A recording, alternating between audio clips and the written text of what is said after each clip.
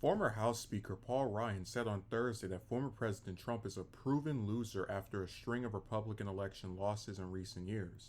He's fading fast, Ryan told CNN's Jake Tapper on Thursday. He is a proven loser. He cost us the House in 2018. He cost us the White House in 2020. He cost us the Senate again and again. Ryan said he does not believe Trump will get the party nomination as Republicans begin to focus more on issues like fiscal responsibility and less on personalities. I think we are moving past Trump, he added. I really think that's the case. I can't imagine him getting the nomination, frankly. Trump is the only prominent Republican to officially launch 2024 presidential campaign. However, a number of prominent GOP figures are considering White House runs.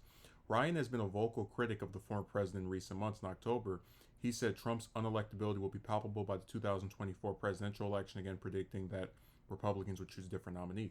Ryan is now vice chair of Tenno, a public relations and CEO advisory firm, after he decided not to run for re-election in 2018. Ryan also said the chaotic House speakership election, despite requiring multiple ballots for the first time in decades, demonstrated that Republicans are ready to return to being the party of limited government and fiscal responsibility. Speaker Kevin McCarthy made major concessions to a group of Republican holdouts, including promising to cap discretionary spending at fiscal 2022 levels. I want to be popular but principled and with policies that solve problems, Ryan said of his party. Fiscal conservatism was a theme that you saw behind all those tactics, and that's a good thing. So it's always important to note that when it comes to these people, you have to remember the distinct eras that they're from and the circumstances and how, for whatever reason, a lot of these careerists feel emboldened after they're no longer up on the ballot. So, for example, I know that if Trump were still president and if Ryan had not retired in 2018 and was still either speaker or some other member of the House, he would not be saying any of this because he would be afraid that the very powerful president was going to sick his fans against him or sick someone to run against him, to primary him in the upcoming primary to retain his seat in the House. So, just keep that in mind, because what Ryan is saying here, no matter how true, and we're going to discuss how true it is in a minute, is something that says a lot more, in my opinion, about him than about Trump, because he's only saying it since Trump can't hurt him politically or from a career standpoint. He cost us the House in 2018. Well, I'm sympathetic toward Trump in that angle, because you have to look at historical trends.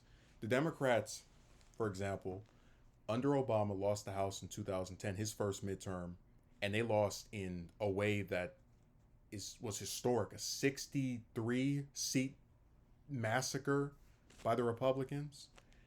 And sure enough, Biden has repeated the same trend by losing the House after 2 years. Clinton's arguably the one that started this back in '94 with the Republican Revolution, as people were calling it and have called it since.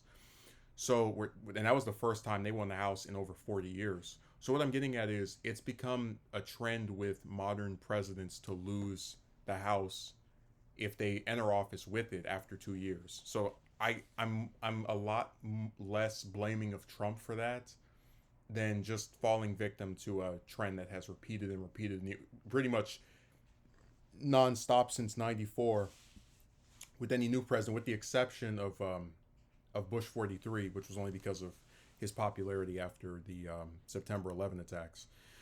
He cost us the White House in 2020. Now that's one Trump can be blamed for, because we talked about this before. There were multiple factors that you can argue led to the results there, but I don't even want to bother going over them outside of a little brief thing, because I don't want his supporters to try and start talking, spreading misinformation about the election was stolen and he really, I'm not interested in having that narrative be repeated. But I think if he handled the virus better and had been more proactive in condemning it and doing things that people saw as actually stopping it from spreading, he could have defeated Biden or any of the other Democrats. I think it could have gone, because even with the polls that were showing Biden leading and ultimately did correctly predict that he would win, Trump still managed to increase his number of voters from 2016 and outperformed the polling that was done. At one point they were talking about Texas flipping, and it didn't. So I think if he had acted in a more sophisticated and less bombastic manner with regard to major issues like the virus, which was one of the key issues of that election year, we could have seen a second term from him back then. And when he says he cost us the Senate again and again, now that's a little bit more dubious because, like I said, we don't really, I guess, because the Democrats have so narrowly won the Senate, even if you count this election, the one before that, whatever, with a 50 seat majority with Harris's tiebreaker vote, now 51, that still to me isn't really Trump's fault. And what I mean by that is, yeah, he endorsed people in the primaries, who, like, Herschel Walker and Dr. Oz or whatever, but it's hard for me to say, for all the different times where he didn't endorse somebody, that that can be put at his feet. I know that, and like I said, I know that candidates often get associated with the bad figureheads of their party. So, for example, it was proven that during the 2010 election, House election, a lot of Republicans, when they were running against some Democrat, would go, "This person's going to be a Pelosi, puppet, and they're going to do whatever and then, because they knew how unpopular she was." So if he's saying that they lost the Senate because of Trump's unpopularity, you could sort of make an argument, but it's dubious. But what is interesting to me most of all about this story is that he says, I think we are moving past Trump. I really think that's the case. I can't imagine him getting the nomination. Well, even if Trump doesn't get the nomination, I said at this point, I don't think he will. I think it's going to be DeSantis or some other, new person. Is the party really past Trump when you had someone last year, Liz Cheney, who, lost her House seat not because of some major policy or position difference that she had with Trump, but rather because she was, vocally opposed to him by being on the January 6th committee over that insurrection. So even if he doesn't get the nomination, as long as people that he endorses and are still, what's a good way of putting it?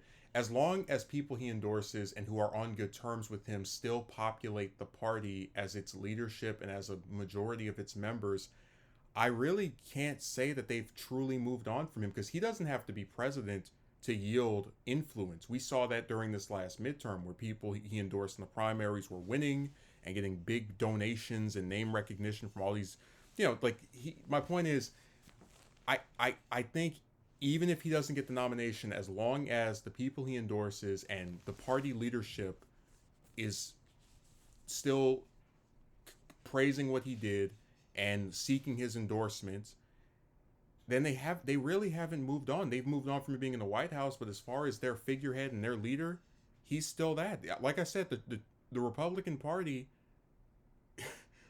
is still the Trump Party. Almost all the candidates support him on pretty much every issue if they're running for for Congress, and a lot of the statewide ones usually are too afraid to even condemn or say anything about his positions because they don't want to lose their good ends with the party.